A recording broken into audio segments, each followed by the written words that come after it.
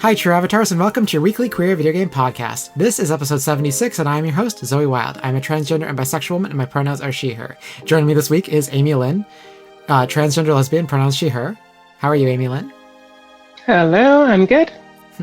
And also joining us this week, of course, back from last week, I think you're both back from last week, actually, is Lloyd Lloydster, if I cannot fumble his name with the millions of L's that are in there. Lloyd is a trans man and variety streamer on Twitch. Lloyd's pronouns are he, him. Hi, Lloyd. How are you? Hello. I'm good, thank you. How are you? I'm good. So, just a little bit of banter before the show starts. I wanted to see, because I feel like this is kind of news, but I didn't want to include it in the news. But did you guys see the Yoshi Twink voice thing that is going viral on the internet these days? No, I tried to follow the link, but I don't have Twitter, so... Yeah, so... They released like a Yoshi and the Mysterious Book like launch trailer or like overview trailer, and the voice sounded like a very, very intense twink, and everybody was very attracted to this voice. And I saw one particular post that was like, "If you sound like this, DM me now." So I gotta find that. Oh my gosh, that's funny. It is linked I included it in the show notes just in case, but I just wanted to see if anyone had actually seen it go viral. I'll include it in the show notes for people to listen to as well. I don't know if it went viral on anywhere but Twitter.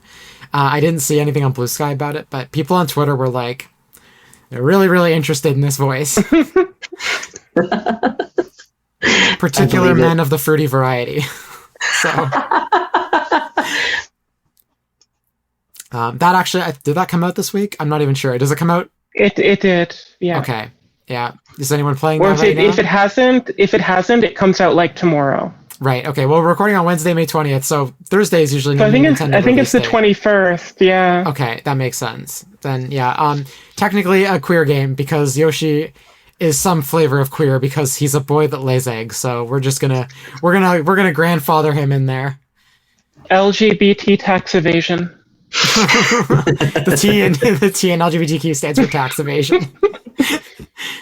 Don't tell him that. Don't tell him. All right. Well, he does lay eggs. True. Well, this week we have, I talked about this in the first episode we came back for, I think back in episode 74, that occasionally we do like a kind of like a news roundup episode. And so that's what we're going to do this week. We're going to talk about a bunch of headlines, and I'll just pull up the show notes here and actually take a look at what we've got. So I thought it'd be kind of fun because this week it's all like good news or bad news. Like it's very specific. Like there's either or for a lot of the news that we have. So I thought it'd be fun to kind of prompt everyone in this episode if they want the good news or the bad news first. You guys can fight amongst yourselves which one you want first, but whoever kind of comes out on top will do the good or bad first. But PlayStation, for example, has some good and some bad news this week. There is good casting news for one particular show, and there is debatable casting news for something else, something that Amy-Lynn is very privy to. And then there is good and bad news for everyone who's got hopes for Fallout remasters. There's like Fallout 3 news and Fallout New Vegas news. So we'll talk about that. We also learned that the Pokédex will one day crack 5 digits. Some people will definitely be thrilled about this, and some people will be very disappointed to know this. So I figured that's like one of those like perspective things of good or bad news. And also Bloodborne is getting something. If it's good, it's ultimately up to you whether or not you think it's good, because I think it's interesting, but it comes paired with some bad news as well. So anyway, we're going to be talking about all of that this week. It will be an episode on the shorter side because we do have to head out in just under an hour. So this will be a shorter than usual episode. I debated tacking on an extra segment to the end. I don't know if I'm going to have time to record that, but if the episode suddenly goes into a break instead of an ending, or I pop in as Future Zoe saying like, hey, stay tuned, then maybe there's a bonus segment. Probably not, but just in case. Anyway, let's, shall we jump into the news? Actually, before we jump into the news, I almost forgot about my own housekeeping. Before we jump into the news, I have a few quick favors to ask of each of your avatars, as I always do. If you like this podcast, please leave a comment, rating, or review on your preferred podcast platform. Spotify has ratings and comments, while Apple has reviews. Engagement like comments, ratings, and reviews helps to grow the podcast, and I do really mean that. It really does help to grow. And a growing podcast means a happy podcast host, that's me, who's very happy and fulfilled that you enjoy listening to her show, which creates an infinite feedback loop of more podcast episodes and more growth, and thus more happiness. So please go leave a comment, rating, and or review. If you're watching the video version on YouTube, please like this episode, leave a comment, and don't forget to hit the subscribe button, as well as the notification bell so you're the first to know when a brand new video drops. Also, please follow True Avatars, a queer video game podcast on social media. There are accounts on Blue Sky, Instagram, Twitter, Threads, Facebook, and TikTok at True Avatars, and you can also find the podcast on the official website, trueavatarspodcast.com, no spaces. And remember, this is a weekly queer video game podcast, so check in every week. I'm going to bring you news, interviews, and up-to-date discussions that are relevant to queer gamers, so you have a safe space to check in on the world of gaming from a 2S LGBTQIA+ lens. Woo. Whew. All right, let's jump into the news.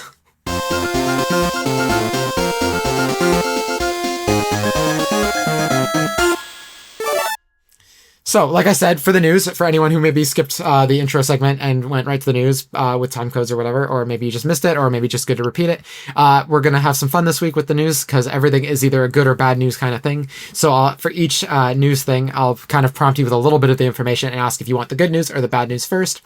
And I'll see if Amy or Lloyd wants to perk up and pick. So, Lloyd, you're a PlayStation kid.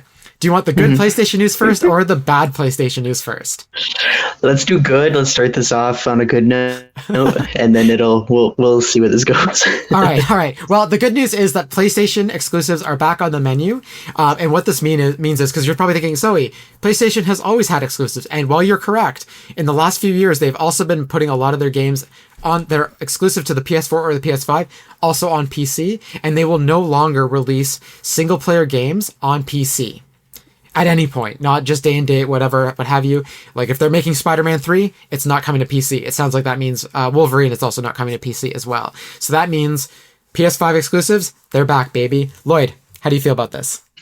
I don't think it's going to save them. I know it's supposed to be good news, but they just have a bad history, and it's the third-party exclusives that used to be the most important to me. I remember way back when you had to pick, Xbox or PlayStation, it actually kind of meant something. Like, I don't mean to be like an old fuddy about it, but well, the fact that you excluded Nintendo from that entirely tells me everything I need to know. That's fair. That Nintendo was there. It existed. Nintendo was there. That's about all you can really say about them. I had a GameCube. I did. But yeah, no, what's really funny is if you look at like any comment section that's covering that, it's usually like okay, I'm not sure, like. Yeah, so you mentioned not really going to save PlayStation. So my first thought was like, well, this is a better thing than, because like people complain about the fact that PS5 has no games. Whether you agree with that or not doesn't matter. The fact that most of them launched on PC as well means there are no significantly fewer exclusives in an era where there are significantly fewer games. I'm not saying there's no games, but I am saying that like each generation of consoles, there are fewer and fewer new games for that console because development is just getting bigger and more expensive and more bloated. So therefore, fewer games are being made in the span of time that it takes to make a game.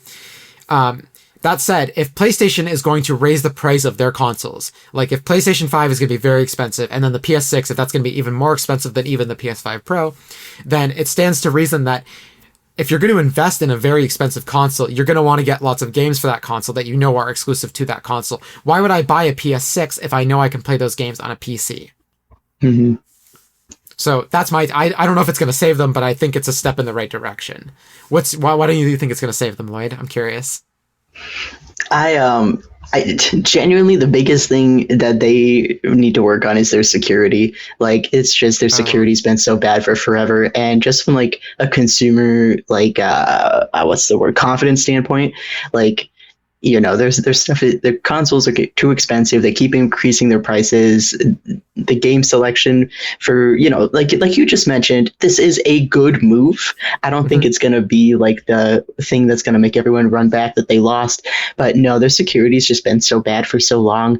I had a personal situation happen years ago where I called in and got the same advice I got like last year from a like PlayStation rep that was like, hey, never put your credit card in this. Like always buy like a gift card or like a, never put your credit card in this. And the fact that that's just like so common, and I personally know people who've lost their accounts, and PlayStation is just not very not on top of helping people recover their accounts. They've lost so much. They've lost so much consumer confidence that I think this is a good move. I just don't think it's going to be like the one that, brings everything back. Yeah. Well, yeah, because also there's also like, yeah, the consumer, the security stuff, consumer confidence. There's also prices. We talked about that a little bit earlier. And that's the bad news, is that they're raising prices again, not for their consoles, but they are raising prices for PlayStation Plus. So from the tweet they released, starting May 20th, PlayStation Plus prices for new customers will increase in select regions. Due to ongoing market conditions, prices will start at $10.99 USD, €9.99 euros, or $7.99 British pounds for 1 month subscriptions, and $27.99 USD, €27.99 euros, and $21.99 British pounds for 3 month subscriptions. So for reference, this is basically an increase of $1 USD per month. And there is, for Canadian listeners, there's no confirmation of a price increase in Canada or how much it will increase to if it does. I also didn't see anything about Australia or New Zealand included in that either. Again, I wouldn't be shocked if those, those secondary, no one cares about them regions like Canada and Australia and New Zealand also go up in price, but there's currently no confirmation or price information. But I canceled my PS Plus, so if I don't get back in, this feels like the same thing they did with the PS5 Pro, where everyone raced out to buy a PS5 Pro when they increased the price. This feels like, oh, it's for new customers. Everyone's going to race out to get a subscription again. So people lock in at a price they're already, I think, are gouging for. Like, I think it's already too expensive for PS Plus. So raising the prices again is not going to help, especially at a time where Xbox, granted, it wasn't a significant decrease, but they just lowered the price of Game Pass, which I think is a little bit more of a sexier option to go with. If I was going to pick one or the other for online gameplay and like a library of games, I would definitely pick Game Pass over PlayStation Plus if I had both consoles to pick from. But anyway, Lloyd, you're a PlayStation kid.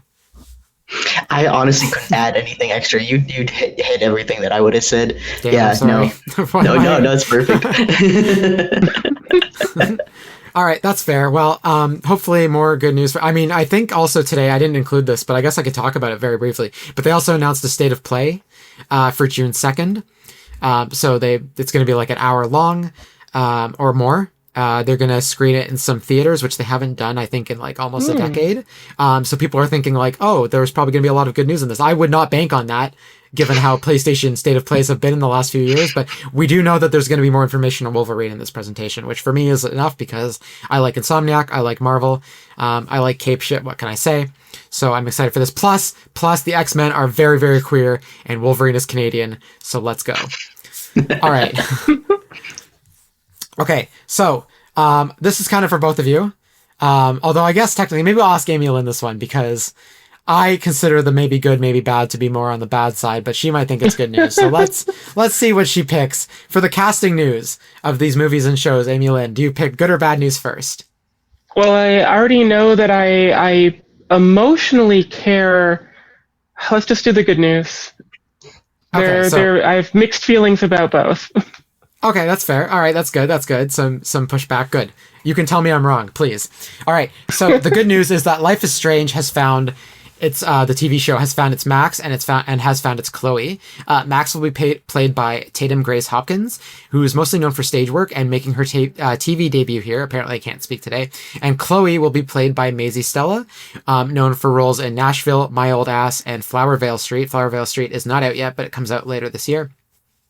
So these actresses look... Oh, actually, I should say actors, because one of them is openly queer. I'm not sure of their gender identity, and another one of them has she, they pronouns. So these actors look and sound exactly like their characters, and this is a good sign. So Tatum Grace Hopkins, who plays Max, their pronouns are she, they, and Maisie Stella, who plays Chloe, is openly queer. So I just wanted to ask, can I get a W in the chat, please, everyone? Just please, if you listen to this podcast, just throw a W in the chat, because this is like, after last week's discussion about The Last of Us casting, this is about as on point as you can possibly get. So, I just want Craig Mazin to just like take note. This is how you cast people, this is how you cast queer characters. And also speaking of Canadians, Maisie Stella is Canadian. So our Chloe is a Canadian actor. Also to just give people some reminders here, The show, as previously reported, is being showrun by Charlie Covell, who is behind The End of the Fucking World, is also a queer executive producer and showrunner. And Yellow Jackets regular director Karen Kusama will direct the first 2 episodes of Life is Strange. And if you haven't seen Yellow Jackets, it at certain times does feel like a Life is Strange show. So this is so far shaping up to be really, really cool. Do we have any thoughts in the chat? It's just great news. Like, no notes. Yeah.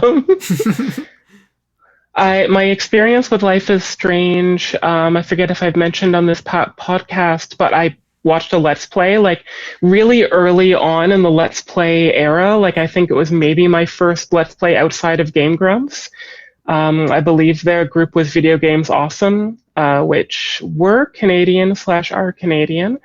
Eventually, at some point, they moved to Japan, and then I lost track of that group. But I was really like captured by the story. At that point, the game wasn't on any console I owned or had the ability to play, so this would be the only way I could have interacted with it. But great story. Like, even back then, it was fairly queer. So yeah, it's exciting news. Yeah, it sounds like it's in good hands. And, I always get excited when I hear about newer actors being put into roles. Granted, it sounds like they have plenty of, accolades, but it's not like the same, 10 faces we're seeing that play that age range. So it sounds very exciting. Yeah, I like this up-and-comer. Or it's like, I don't know what the... Up-and-comer is one word, but like... the fact that these aren't names we know before, like these are newer unknowns, I guess is the word I'm looking for. These are more unknown actors, fresh to blood. some degree. Yeah, so like it'll be nice to see, even if for some reason they don't turn out well. At least it'll be different to watch someone like, because like when we were talking about who we would cast, we were going kind of through like the usual suspects of like who are like the big actors that are like in their late teens, early 20s now. And I thought all those names were interesting, but these are really interesting too. So I'm excited to see where they take it. I did check when doing the show notes a couple days ago, and it's possible some news dropped today that I missed, but I haven't seen any news on any casting for any of the other characters, particularly Rachel Amber. I haven't seen any news about who's playing her. Or anyone else, to be honest. I'm not even sure this is actually going to like fully go to production this year. I think given the fact that they haven't, this casting news came out, like I want to say about a month ago, and they haven't ramped up and cast anyone else since. Either they're keeping all the other casting news under wraps, or this might be going ever so slightly slower than we thought, and maybe they shoot towards the end of this year or early next year. But the fact that they have a director, a showrunner, and 2 lead actors, and this is, I think it's coming from Amazon. So I think this will happen at some sooner rather than later. So which is exciting. All right. I guess we're going to get into what I consider possibly to be partially bad news, partially good news, but Amy-Lynn, they have kind of firmed up the cast for Sonic the Hedgehog 4, the movie, not the game. So first off, I'm going to kind of go through who's back, and we're going to kind of just like talk about that a little bit. And then we'll talk about the newcomers, for all the new characters. So first off, Ben Schwartz is back as Sonic. Jim Carrey is as Robotnik. We were speculating that might not happen because after every movie, Jim Carrey says, "I'm done. I'm retiring from acting forever." And then, they pulled him right back in because he loves this character. He's very 90s Jim Carrey. James Marsden and Tika Sumpter are back as Sonic's parents. Colleen O'Shaughnessy is playing Tails again. Idris Elba is back as Knuckles. Keanu Reeves is back as Shadow. I'm not so much surprised that Keanu Reeves is back as Shadow, but that Shadow's back in the movie. And Lee Majdoub is is back as Robotnik's boyfriend, whose name I can never remember. Agent Stone, I think. But he's Robotnik's boyfriend as far as I'm concerned. So, Amy-Lynn, your thoughts on the returning cast members? Yeah, like I think that especially with the casting that we'll get into shortly, my main concern here is that the cast is getting bloated, and if it's one thing annoying Sonic fans like to complain about, it's all of Sonic's friends. And Sonic's having a lot of friends in this movie. Although with the predicted plot of the movie, like it is there are ways to make this not as bloated, despite the fact that we're going to have a large voice cast. But yeah, Robotnik being back is a little bit surprising. Eventually, he's going to stop wanting to do it, but Yeah. Not That's true, but in Sonic 4. At this point, we need to take bets because they're probably going to make Sonic 5 unless this one bombs, and we know they're making another Sonic the Hedgehog something or other the year after. We don't know if it's a spin-off, we don't know what it is, but there's another release date in 2028 for another Sonic event film. That's all they're calling it right now, is the Sonic event film. So at some point, though, it's going to be Sonic 5, it's going to be Sonic 6, it's going to be Sonic 7, because I see the movies. They just need one new Sonic character, like one of Sonic's friends, every movie, and they can just make, and he's got like, what, 200 of them? So, like, get ready for Sonic Hedgehog number 198. James Marsden's in a retirement home now. I think the event film can pretty much only be Shadow. Right. I don't think that there is another movie that would have a chance at earning money. Like, as much as I would love Team Chaotix the movie, that would go down in history as the worst performing video game movie ever released to theaters. So do you think Shadow's gonna get on the big screen and say, "Where's that damn fourth Chaos Emerald?" Probably, but I think that I'm hoping that the Chaotix are in the movie and we can get the computer room found on the big screen. I think that would just be great. Amazing. Lloyd, any thoughts on this before we move over to the new cast members? No, I'm trying to hold it in to ask what the Chaos Brigade is, or the Chaos. I can do that off the. You're be lying about all the Sonic lore she's talking about, and I would never know. I would never know.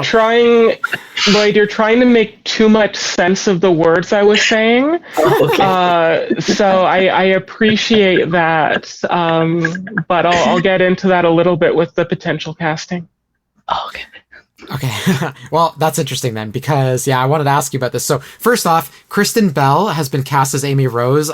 People might know Kristen Bell from The Good Place. She was the lead character. She played Eleanor Shellstrop. She was also on in Forgetting Sarah Marshall. She played Sarah Marshall, which was a Judd Apatow movie from 2008. And she was also Veronica Mars, the titular character in that show as well. So, anyone who wants to reference for who Kristen Bell is. I think she's also busy promoting AI these days, so I'm really not sure how I like her as an actress, but I'm really not sure how I feel about her as like a person promoting AI.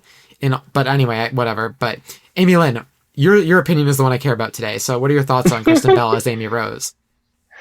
So Amy has had not a stellar history of English voice acting, in my opinion. None of them have been terrible, but all of them have had various levels of being annoying, just as far as the character's inception and purpose. It's been getting better. Like I will say that her, like the current video game voice actor, the name escapes me currently, but her acting is getting better and better. Like Sonic Boom and then into Sonic Frontiers, the acting's amazing. I still don't think the voice, like the casting, is ideal. I do think, like, just as far as being an interesting and appealing voice, this has the potential to be really great, especially based off of the little preview of Amy Rose we got to see at the end of Sonic 3. Did she speak in that little preview, that No. post-credit scene? No, she didn't, right? Okay. No. I don't know how I feel about this. I can't picture her voicing Amy Rose. That's not her voice is not the one I expect. Can you picture anyone voicing Amy Rose? I think I expect someone who maybe would be more in the realm of like anime, like career voice acting to voice her over someone famous. Then again, to be fair, I couldn't picture Idris Elba as Knuckles. I was like, that's not right casting. Like his voice is just way too deep for Knuckles. And then I saw the movie and I was like, well, actually no, they hit the nail on the head. So I'm willing to reserve judgment until I see the movie, but I don't know. And I like Kristen Bell, to be clear, but I just don't know if I hear it. But also, movie Sonic or movie Knuckles is a very different character. Like if you play any of the game Knuckles, Knuckles is smart. Like he's gullible. But he is a reserved and calm and smart, like almost regal character. There's a little bit of that regalness in Idris Elba's performance, but there's a lot more bluntness in Elba's performance, a more like simplicity that I think the game Knuckles doesn't really have as much. Okay. So this could be a new Amy, and based off of the post credits, I think it will be. Okay, that's fair. All right, Lloyd, do you have any thoughts before we talk about the three people who got cast who we don't know who they're playing? She did Frozen, right? She was. Yeah, does she play Anna? the sister? Yeah, I was picturing Anna, and I was like, I think it was Anna, and then Amy-Lynn said a history of annoying characters, and I was like, oh, okay, yeah. True. Yeah, actually, you know what? To be honest, I like a lot of Disney princess movies. I don't like Frozen. I love Moana. I love Tangled. Frozen, and I never saw the sequel. So, for audio listeners, I made like a weird face, like a disgusted. I'm not a fan of Frozen, and I forget that she's in that. Weirdly though, I like the song "Let It Go" a lot. Like, I think that song is a banger, but I don't like anything else about that movie. You'd expect me to think that song, and not like that movie, to find that song annoying. I actually think that song is great. But anyway, there are three actors who also got cast who we don't know who they're playing, and that's Nick Offerman, Ben Kingsley, and Richard Ayoade. These are all actors. Ben Kingsley a little less so, but these are all actors known for their comedic timing. So I'm not going to get into all the stuff they've been in, but Richard Ayoade was in a certain show created by a certain transphobe who's known on Twitter for yelling at people. Ben Kingsley was most recently and famously in Night at the Museum 3, and also he was in some of the Marvel movies. I don't remember which ones, but he played the Mandarin in those. And then Nick Offerman has been in Parks and Rec. Nick Offerman we've talked about as well. He was he's the gay dude in that one episode of The Last of Us that everyone cried through, and he was also in the 21 Jump Street movies as their boss. When it wasn't Ice Cube in those movies, it was Nick Offerman. Anyway, Amy-Lynn, you seem to have a theory about who they're playing, so please. Well, not so much a theory, but first of all, Ben Kingsley in the Marvel movies, I think his name is Trevor, or some normal name. Trevor Slattery. Yeah, but, that sounds right. Yeah. So it's not that I think any of these characters are playing the Chaotix, which I mentioned earlier, but Jeff Fowler has said that he wanted to make a Chaotix TV show, and maybe some of these characters could be the Chaotix. So the Chaotix are Vector the Crocodile, SBO the Chameleon, and Charmy B, which is Charmy is the most annoying video game character ever conceived, but that's kind of his purpose. I don't think these three characters or these three actors are playing those three characters. That would be ridiculous. Vector is supposed to be like a pastiche of like a old-timey detective, but also a giant crocodile. So there's kind of a weird nasally gruffness to him. SBO is a calm ninja, and Charmy is an annoying little 5-year-old, basically. And these three actors could not really do those roles. I think Nick Offerman would make a great Vector, but I don't think they're going to do that. Most of the fan casting or predictions right now is that Offerman is going to play Big the Cat, just because Big the Cat is a fan favorite character for how big and goofy he is, and with that comedic role and the hype of the potential casting, people are thinking that's the most likely thing. Ben Kingsley, people are really confused about because it's this older regal character, and Sonic doesn't really have those, at least in the animal characters. So most people are predicting Ben Kingsley is going to be Metal Sonic, so the main antagonist or one of the main antagonists of the movie. I can see that. And the other guy, I don't think there's been a consistent idea of who he might be playing. I think at least one of those actors is playing a human being, like an original human character for the movie. That might be him then, because I know that both Nick Offerman and Ben Kingsley are voice roles. I didn't read if all three were voice roles.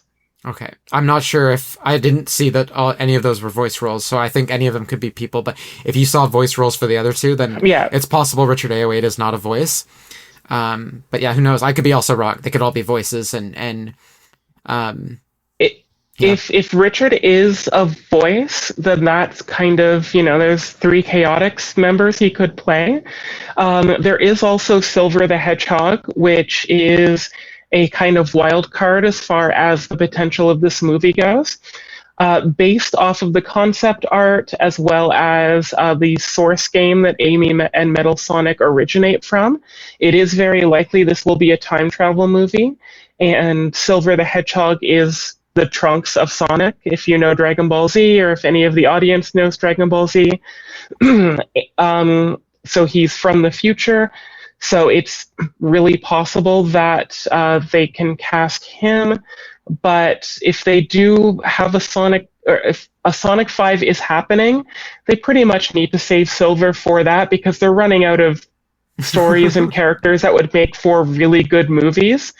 And Silver, if they do Silver and Blaze, that would be, I think, almost enough for people to get excited. Again. Lloyd, any thoughts? No. Okay.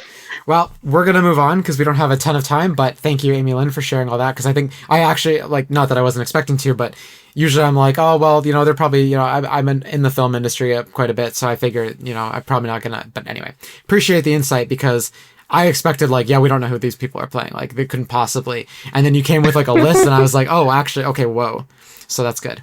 I don't know what I'm trying to say. I'm trying to say, I wasn't expecting information, but I was expecting information. I just wasn't expecting that much information. So actually, that makes me really excited too, because I'm more interested in these actors if they're voicing Sonic characters. Because again, Idris Elba as Knuckles was genius casting, and again, even if he's not the character in the games, it's just I really enjoy it. I think Knuckles is my favorite character in the live action movies because he's just so charming. Okay, let's move on here to good news and bad news for Fallout. So, anyone here a Fallout fan? Yeah. All right, Lloyd, do you want the good news or the bad news first? Let's mix it up. Give me the bad news. All right, the bad news is that New Vegas remaster is not happening. Not happening. Sorry, trans people. I'm sorry. There was a supposed leak about Fallout New Vegas where developers shared a screenshot of a loading screen from the game on Blue Sky. So Iron Galaxy Studios, who've worked on Fallout games before, with Bethesda specifically, wrote, "Today's our February company meeting. It's time to catch up with what the company's been up to and what's coming next for IG, Iron Galaxy." The accompanying image was the "Please stand by" loading screen from New Vegas, leading fans to believe that they're making a New Vegas remaster. The developers came out and said that this picture had nothing to do with a New Vegas game of any kind. "Sorry to disturb the volcanoes," they wrote, "but that was just a BTS look at our company meeting. We use that slide every month and has nothing to do with anything Fallout being worked on. As you can imagine, we love Fallout 2. Now pardon us as we retreat back into our vault." End quote. Now, granted, all they're saying is that slide has nothing to do with a Fallout remaster. That doesn't mean they're not working on New Vegas, just that slide has nothing to do with it. That's the copium, obviously. But Lloyd, are you sad? No, I thought it was pretty funny, honestly, because I've actually used that slide myself for on stream. If something breaks too bad, I throw that. Lloyd is working on a Fallout New Vegas remaster. Confirmed. No. Don't spoil it. But I think that just goes to show how starved the community is. That the second they see a shadow of, hey, that asset's from this game, I can see it perfectly from both sides. I can see the entire internet misunderstanding it completely, but I can also see how it'd be a really innocent, oh, we have this perfect thing to throw up that makes sense to use it during our meetings. It's so funny. That's the funniest story I've probably heard in a minute.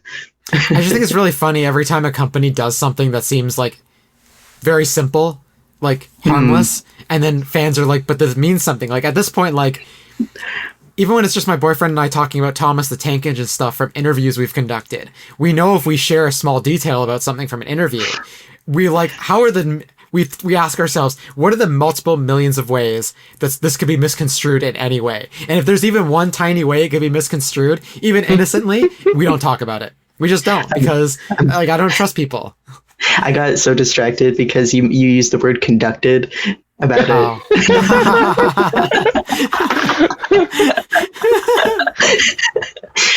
Now, please, you're both getting off the rails. Oh, jeez. All right, that's the end of the show now. I'll see you all later.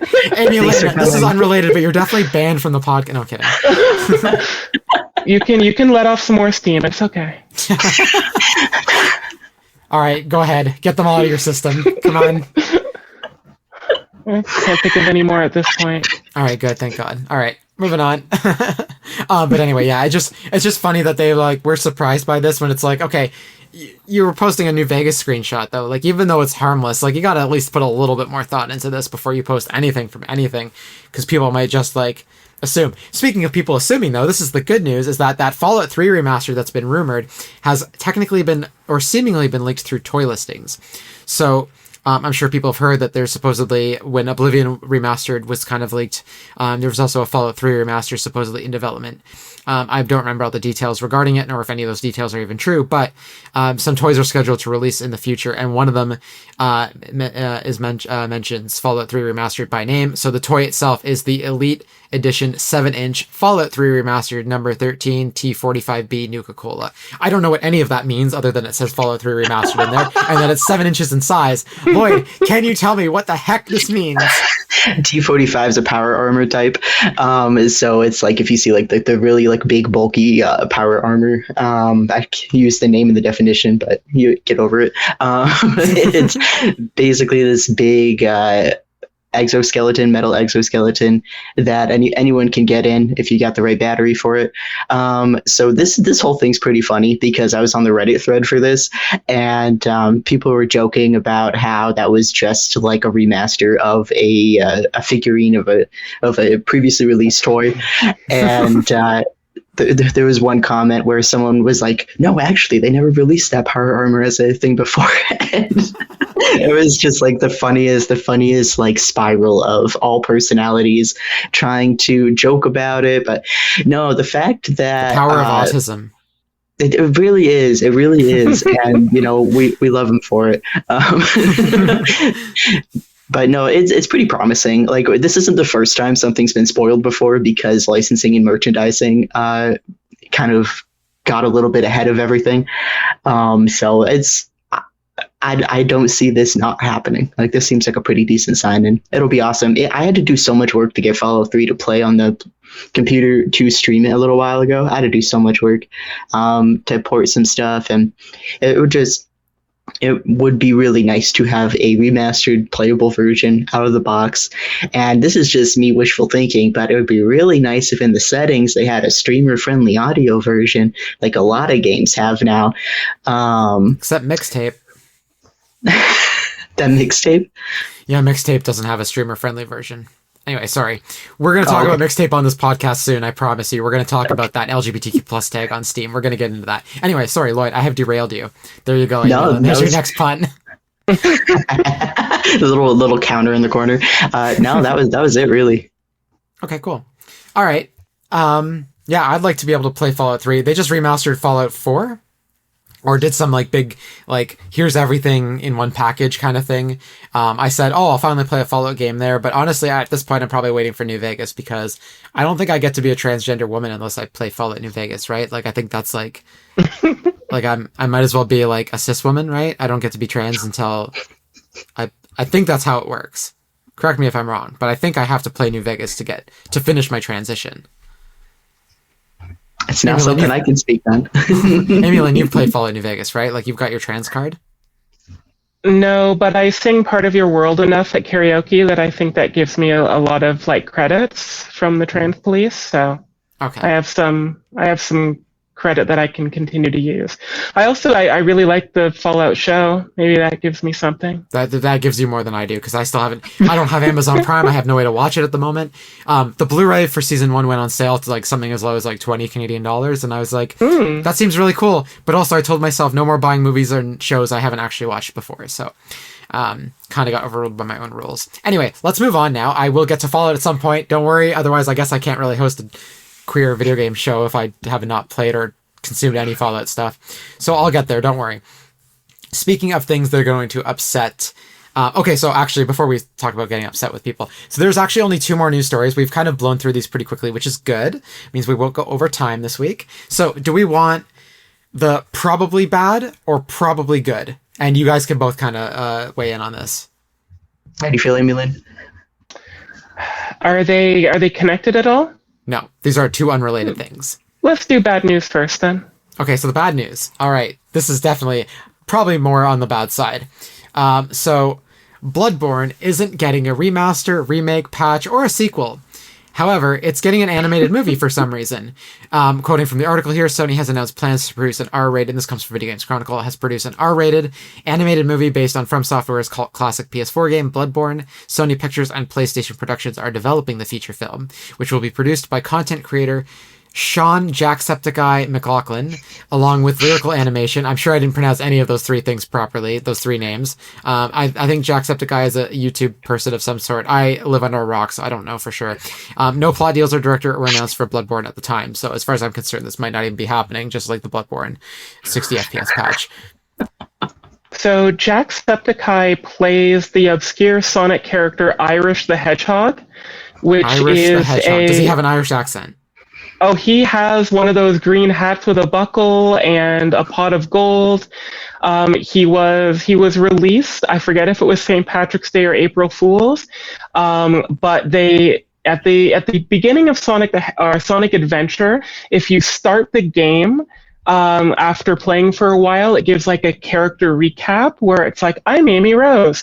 I went shopping at Station Square where I encountered a robot, or like, I'm Sonic the Hedgehog. I hate when that happens.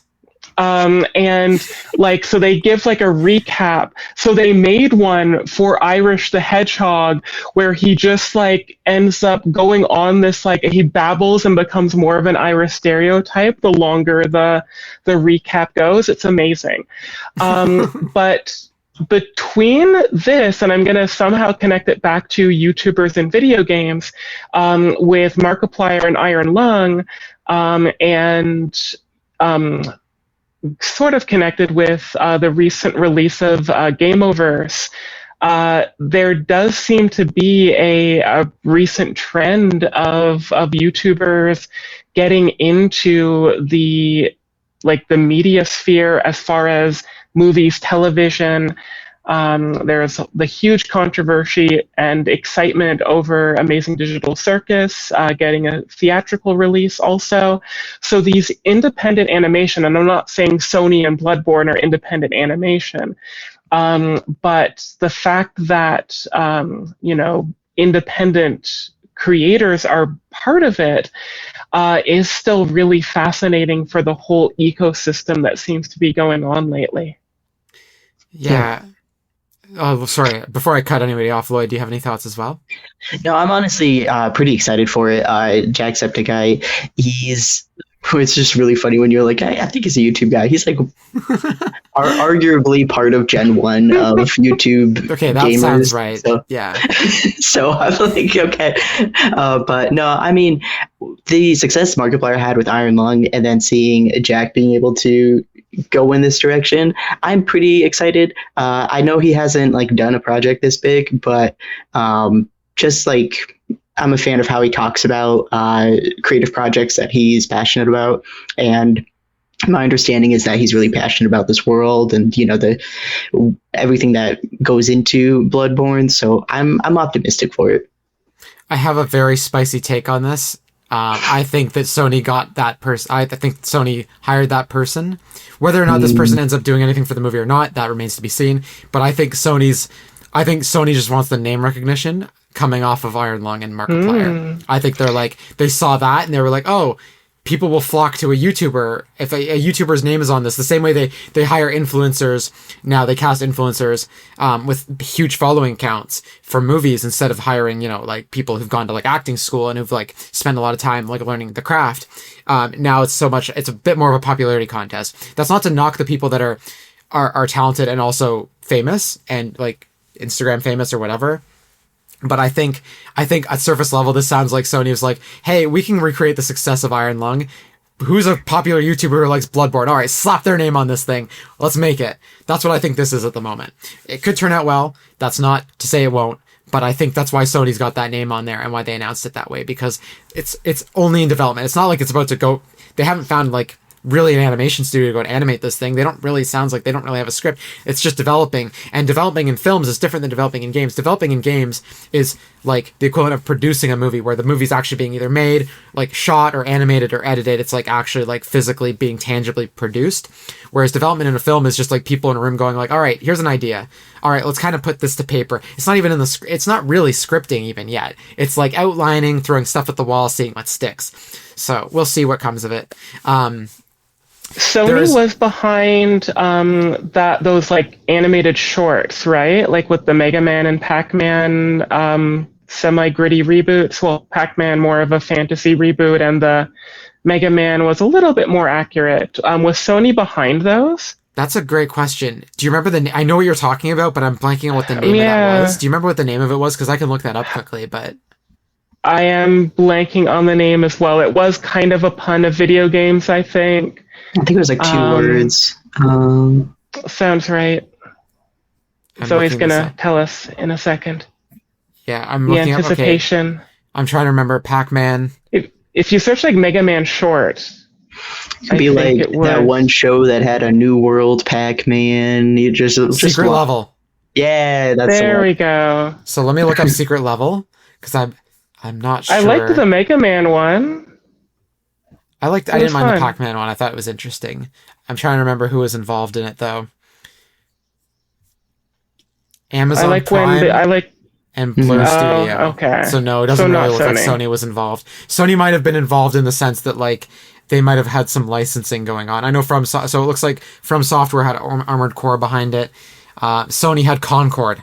Sony did a Concord thing. Okay. And it looks like Sony was also involved with PlayStation somehow, but they didn't produce it. They were just like licensed, it seems like. So. Okay. Yeah. There's more bad news for Bloodborne I had wondered. Now. Sorry, go ahead. I just wondered if like maybe the Bloodborne thing started as like a sequel short and then they decided to expand it. It's possible. No, that's still possible. But I think the announcement of just including this YouTuber's name is purely like brand recognition. They just want to they're just like riding the wave of hype after Iron Lung's success. And maybe like, again, it might be justified too. Maybe it's a double-edged sword where like they're riding the wave of hype off Iron Lung, but also they've got something cooking. Who knows? But this also is the bad news here really isn't that they're making a Bloodborne movie, but the bad news really is that why isn't Bloodborne getting anything for the PS5? PlayStation executive Shuhei Yoshida says, and I quote, "I only have my personal theory for that situation. I left first party, so I don't know what's going on. But my theory is because I remember Miyazaki, who made Bloodborne, really loved Bloodborne and what he created. I think he is interested, but he is so successful and so busy. So he can't do it himself, but he doesn't want anyone else to touch it. So that's my theory, and the PlayStation team respect his wish. That's my guess and theory. I'm not revealing any secret information." End quote. So, no, and actually I was wrong. There is an animation house already involved. It's Lyrical Animation. So I completely misreported that, so my bad. But yeah, so, if you want more Bloodborne, you want Bloodborne 2 or that Bloodborne 60 FPS patch, or you want Bloodborne in 4K, guess what? You can't have it, but you can have a Bloodborne animated movie from Jacksepticeye. Awesome. I don't know if that'll make Bloodborne fans happy, but... Yeah, maybe if the movie makes a lot of money, they'll release more stuff. What's really funny... so funny if they still didn't make a fucking remaster for this. Anyway, sorry, go ahead, Lloyd. What's really funny is I absolutely love Bloodborne. Can't play it. From Software games, highly inaccessible for me, just what I need. But I absolutely love watching people play it. So This animated movie is exactly the way I consume Bloodborne content. So that's awesome. No, that's great. I think that will probably be the case for a lot of people too, because a lot of these movies too are existing to get people into the ecosystem of video games. And I'm sure the Bloodborne movie will, if and when it comes out, will get some more people interested in Souls-likes. That said, I don't think this is the movie to like put in theaters and be like, hey, do you want to like video games for the first time? Well, try this. Like, you're going to scare people off more than you're going to drag people in, I think. Like the way Mario movies exist now to get kind of people into the Nintendo ecosystem. I don't think Bloodborne is going to have a similar effect, because someone's going to go buy a PS5, they're going to pick up Bloodborne, they're going to get murdered in the first 10 seconds of playing, and they're going to say, what am I playing? Why did I just spend $8,000 on a PS5 for this? It sounds like Bloodborne is the Dark Souls of Souls-likes.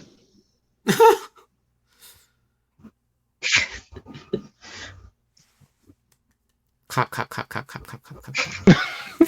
It was too tired to get a full nice You laugh barely out got of a me. courtesy. You barely got a courtesy laugh out of Lloyd because it was such a bad joke, Amy. The train puns, great. That one, straight to jail. Straight to jail. Okay, then we have our one last bit of news here, actually. And this is perfect because we have about 5-10 minutes left to record. So, and again, some people are going to think this is bad news. And to be honest, I get it. I do. I personally think it's the best news I could ever hear in my life. The only thing I'm sad about is I probably won't live to see the day.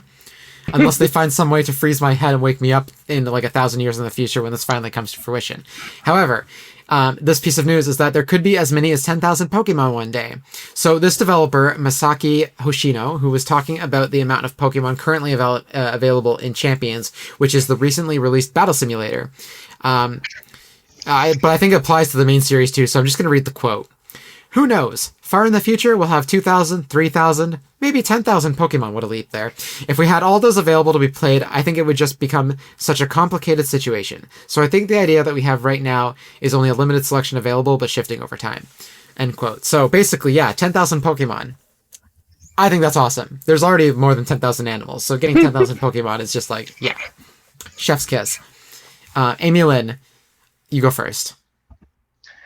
I think that he was just having some fun and talking in hyperbole. I think that the Earth will be destroyed before we hit 10,000. 2,000? Yeah, I think we'll hit 2,000.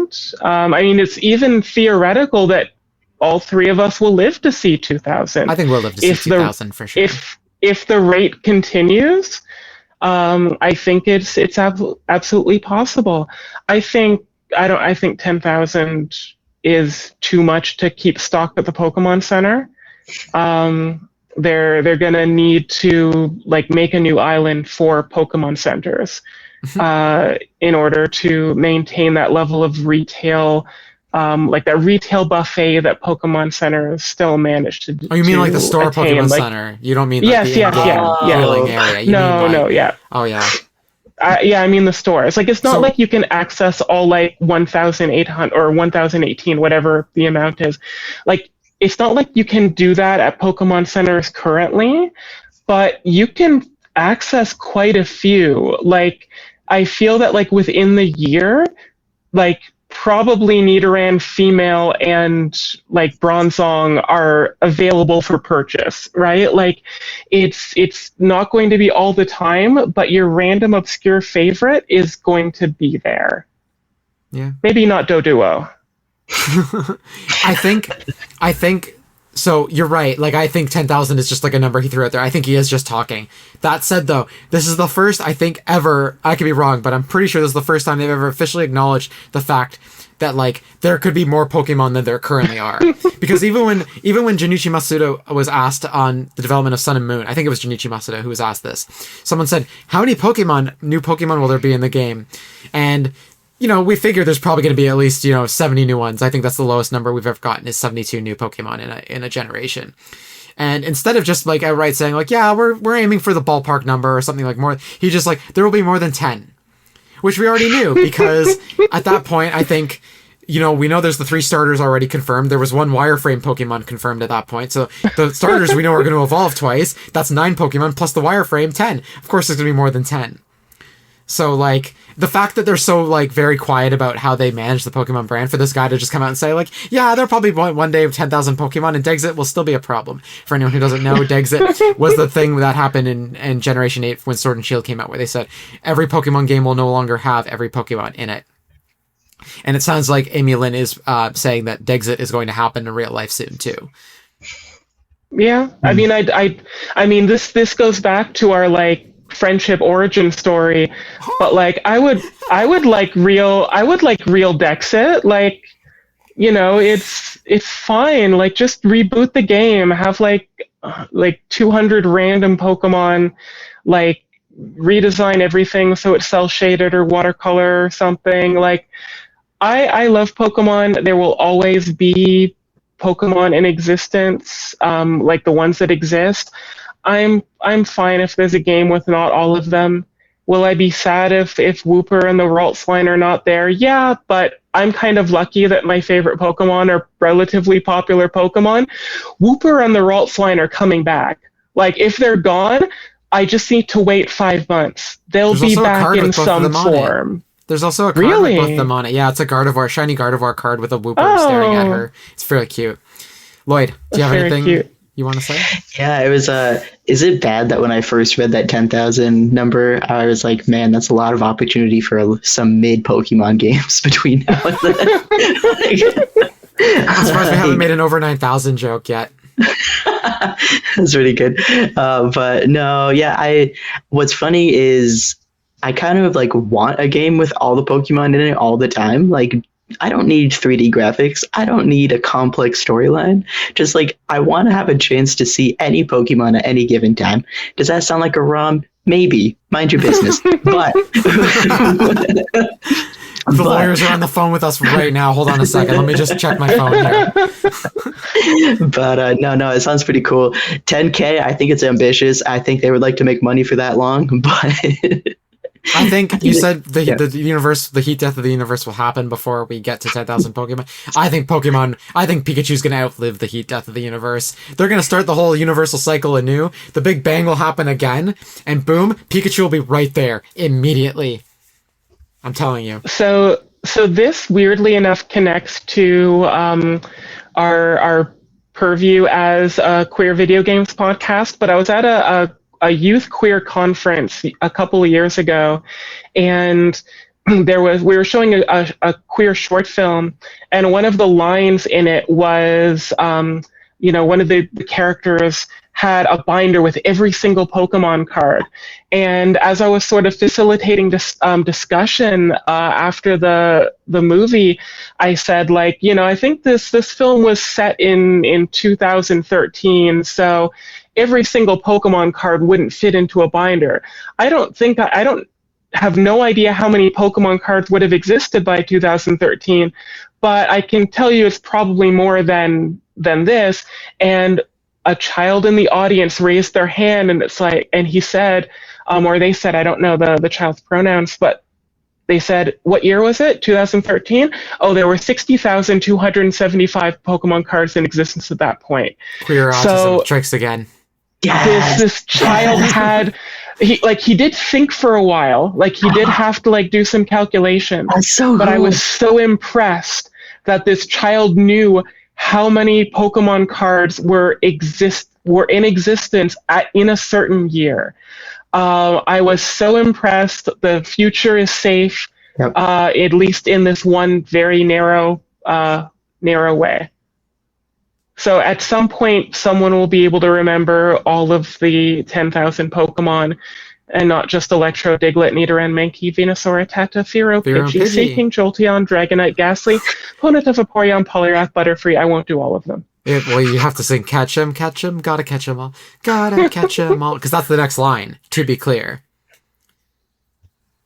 Anyway, all right. I'm not singing any more of that. I'm like, what are you doing? Fun fact about the first two Pokéraps, because there is 3 Pokéraps, they did up to Hoenn. However, the first 2 Pokéraps don't have Mew or Celebi in them. However, there's blank spots in each song where they say Pokemon instead of the Pokemon name in the rap. And those spaces were left blank to later sing in Mew and Celebi. However, 4Kids never went back and put those in for some reason. But you can specifically hear the rhyme because Togepi is mentioned, and then they sing a bunch more Pokemon names in the Pokérap GS. For Gold and Silver, for the Johto Pokérap. And Celebi, instead of saying Celebi, it goes Pokemon, but it's supposed to rhyme with Togepi. So they were going to do Celebi, and for some reason they never went back and edited it in, or with Mew either. But then when they did the Hoenn Pokérap, they included Mew and Celebi, Jirachi and Deoxys, because at that point all those Pokemon were known by the time they did the Hoenn Pokérap. However, they forgot Relicanth and one other Pokemon. I think Zigzagoon was also forgotten. So they added Pokemon they left out, and then they forgot 2 really basic ones. Anyway, the Hoenn Pokérap is awful. Don't listen to it. It's like the worst Pokérap they've ever done. I don't know why they stopped doing them, though. I really wish that we'd gotten... However, right now, Japan is doing its own Pokérap. Every few weeks they're releasing the next 250 in a wrap. And so I know Magnemite, my favorite, was part of the last batch, or the first batch they did, but I think they're going to do 5 songs in total, and each one is going to be a little bit different, but we'll name 250 or so of them. What's Magnemite's Japanese name? Coil. Or Coil. Yeah. Am I supposed to know that about my favorite Pokemon? Damn. Yeah. About the Japanese name? Yeah. You are a casual, Lloyd. You are a filthy. You're a PlayStation boy. I don't know what to do with you. What's your favorite Pokemon? We'll see if we know it. Yeah. Cubone and Vulpix are pretty close. I don't know Cubone's Japanese name. Mm-hmm. I see. I'm in good company. Well, yours is Curlia, right, Amy-Lynn? So what's Curlia's Japanese name? Curlia. Oh, easy one over here. Okay. All right. Well, that's all the time we have this week. So, Amy-Lynn, where can people find you if they want to follow you on social media? So also fun fact, Wooper's Japanese name is Upa, so it's essentially the same name.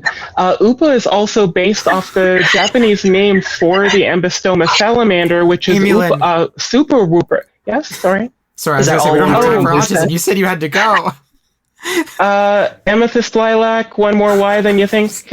Just look for me on the True Avatars. I derailed her entirely there. I'm going to have to let her finish that autistic thought. Amy-Lynn, what were you saying? Upa? About Upa, yes. It's based off of the Japanese name for the Neotinous salamander, which the name in the fake American pronunciation that everyone knows, it sounds like a really bad word in Japanese, so they made up a word to sell the pet, and that's what Upa or Wooper is based off of. Cool. Wooper is also based off the fact that it's the cutest Pokemon of all time. I will always remember the scene in Pokemon 3, the Pikachu and Pichu short, where they introduce Wooper, and there's a big concrete log, and there's all these Woopers popping up. Wooper, Wooper, Wooper, and then the last one goes Wooper, and it falls flat on its face, and it's the cutest thing. I'm sad they haven't done the Mudlog version of that with the Paldean Wooper. Oh, yeah. The fact that they haven't done that says to me that there is no whimsy and joy in the Pokemon brand anymore. Not in Spain, at least. True. Okay, Lloyd. Now that we let Amy-Lynn get that out of her system, Lloyd, where can people find you? What? Can I ask why Spain got brought up? Because yeah. Paldean Wooper is based on. Okay, gotcha. Or the Iberian Peninsula. Cool. Lloyd.Lloydster on Blue Sky, and then Lloyd_Lloydster on Twitch, YouTube, and TikTok. That's me. All right. Well, thank you both so much for the autism today and your thoughts. It was great to have you both on, and I hope to see you next week or the next time you're on. Thank you so much. Thank you. Bye-bye. Take care. Bye. And that just about wraps up this week's show. Thanks, True Avatars, for joining me for another episode of your Queer Video Game Podcast. By listening to the show, you are supporting queer-made content, which is more important than ever. If you want to support True Avatars, it would be really great if you could leave a comment, rating, or review on your preferred podcast platform. You can follow the show on Blue Sky, Twitter, Threads, TikTok, and YouTube under the handle @TrueAvatars, all one word, and on Facebook and Instagram under True Avatars. If you are watching on YouTube, please like, comment, and subscribe, as well as hit the notification bell so you can be the first to know when new content drops. I welcome you to check out the official website, trueavatarspodcast.com. That's all one word, trueavatarspodcast.com. On the website, you can sign up for the newsletter, where you can get exclusive news and updates on the show. Bye, True Avatars. Thank you so much for listening, and I look forward to speaking with you all again next week. Take care and stay safe.